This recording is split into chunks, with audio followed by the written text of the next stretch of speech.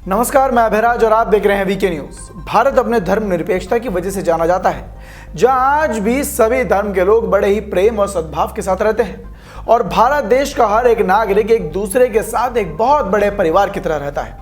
ऐसा काफी बार देखा गया है कि जब भी किसी को किसी की जरूरत होती है तो सभी बिना किसी धार्मिक बेड़ियों के एक दूसरे के साथ उन मुश्किलों का सामना करते हैं और एक दूसरे की मदद करने के लिए भी सबसे आगे रहते हैं, फिर चाहे वो पड़ोसी हो या फिर उन्हीं के परिवार का कोई सदस्य।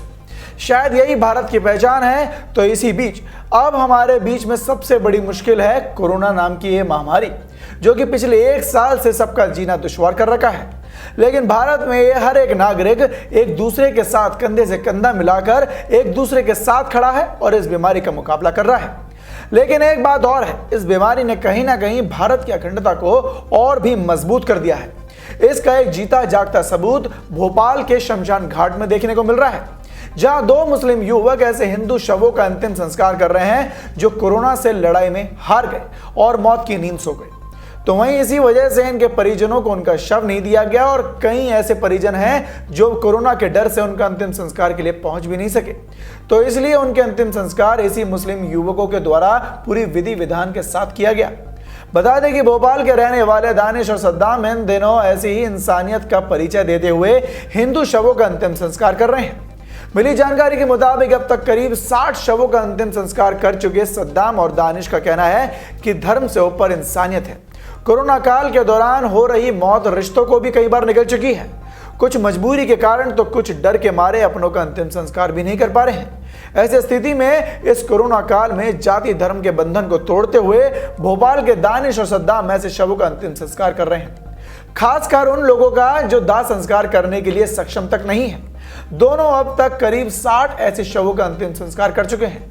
दरअसल बीते कुछ दिनों से जिस तरह से कोरोना फिर से उफान पर है, तो इस वजह से लोगों की मौतों का आंकड़ा भी काफी बढ़ गया है।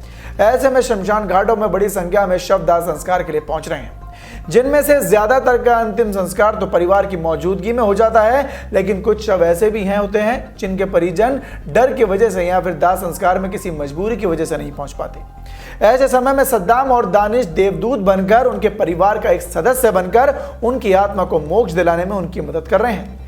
इसी के साथ आपको यह भी बता दें कि इन दिनों आपको सबको पता है कि रमजान का महीना चल रहा है और दोनों ने रोजे भी रखे हुए हैं, लेकिन इसके बावजूद अपने फर्ज को और इंसानियत के धर्म को निभाते हुए अस्पताल और शमशान के चक्कर लगाते हैं और ऐसे शवों का अंतिम संस्कार करते हैं। जब उनसे इस बारे में पूछा गया कि ये सब करने पर उनको कैसी खुशी मिल रही है, तो वो कहते हैं कि धर्म से ऊपर इंसानियत है।